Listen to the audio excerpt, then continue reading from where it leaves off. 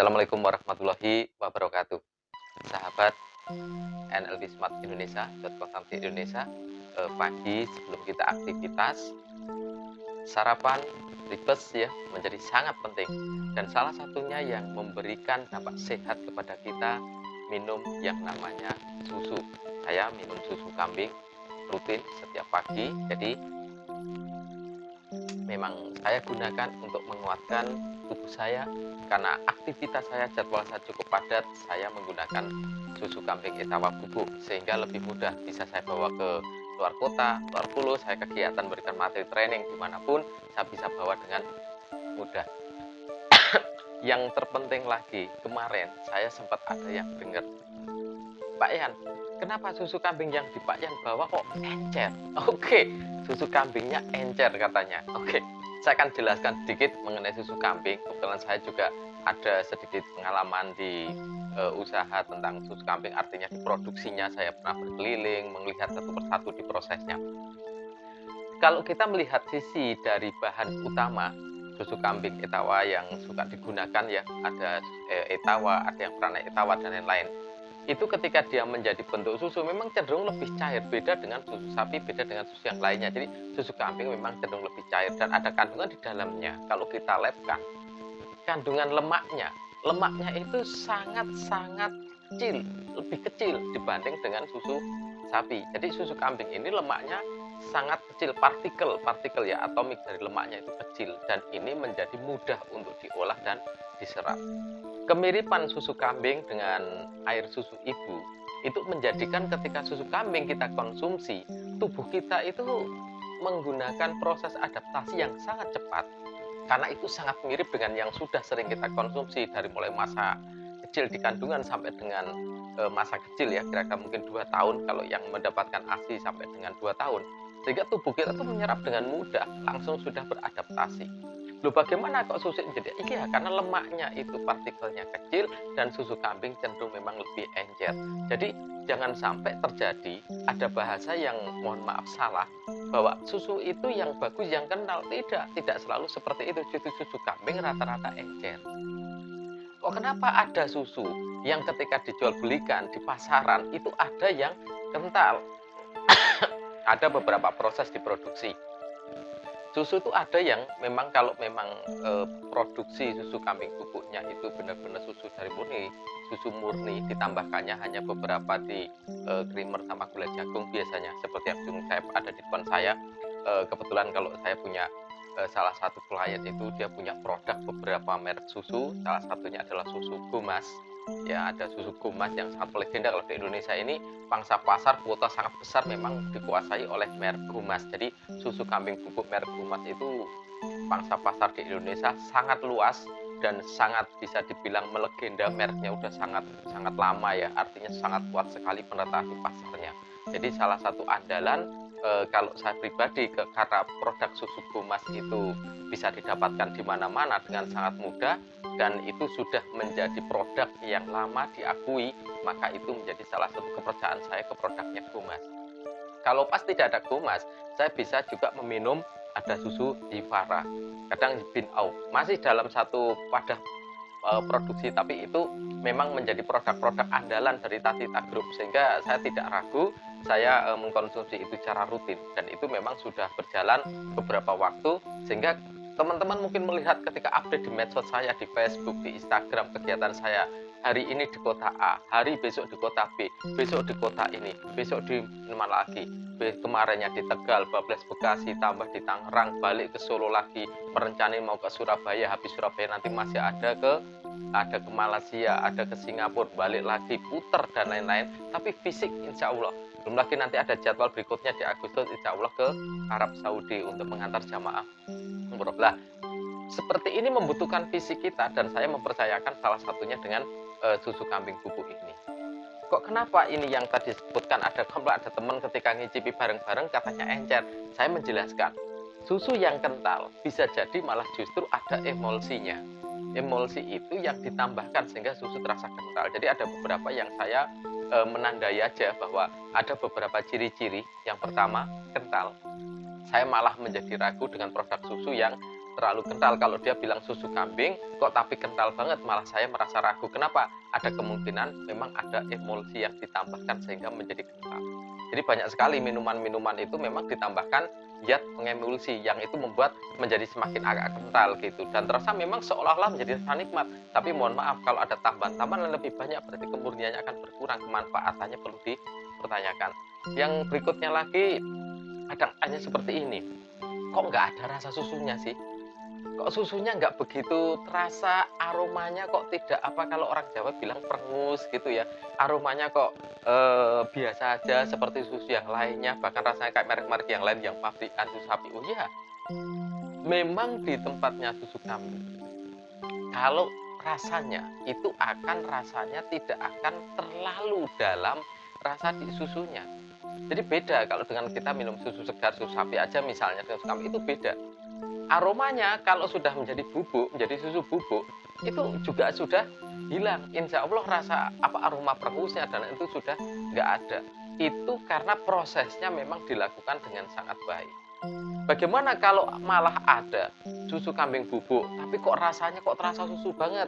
Hati-hati, karena diciptakan atau diproses bisa saja sebenarnya susu kambing bubuk itu ditambahkan zat perasa. Zat perasa ini untuk apa? Ketika kita merasakan ada tes susunya yang sangat dalam.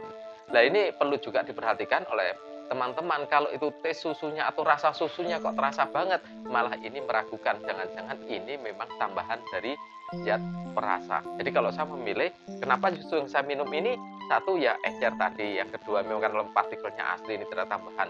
Aromanya ini juga ya aromanya susu standar, tidak ada perengus-perengusnya yang sangat banget, bukan berarti susu kambing itu ini susu kambing bubuk, bukan berarti harus bau kambing.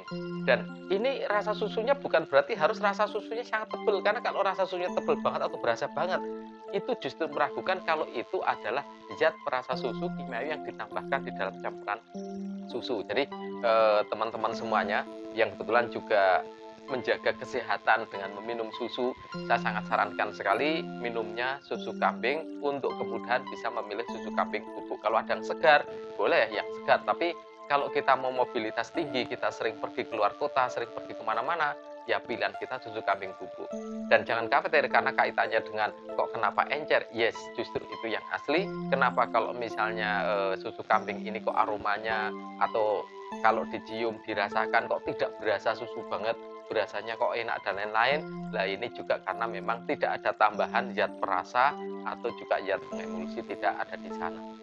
Dan yang juga lebih penting lagi buat kita, di dalam proses di susu kambing ini juga tidak menggunakan gula pasir ya, sehingga ini gula jagung. Teman-teman yang memiliki kadar gula ini usia yang 45 ke atas, 50 ke atas misalnya, sudah khawatir dengan kadar gulanya, insya Allah susu ini cukup aman. Jadi saya masih mempercayakan dengan minum rutin, minum susu kambing bubuk ini tentunya menjadi salah satu harapan bahwa saya sehat, bisa beraktivitas, bisa menebar manfaat dengan sangat baik di manapun, kemanapun saya pindah-pindah kota, badan tetap diberikan kesehatan, kelancaran aktivitas. Cara minumnya saya cuma minum 2 kali 1 hari, pagi 1 cangkir, sore 1 cangkir. Kalau misalnya puasa ya pas sahur itu minum 1 cangkir, nanti pas berbuka puasa minum 1 cangkir.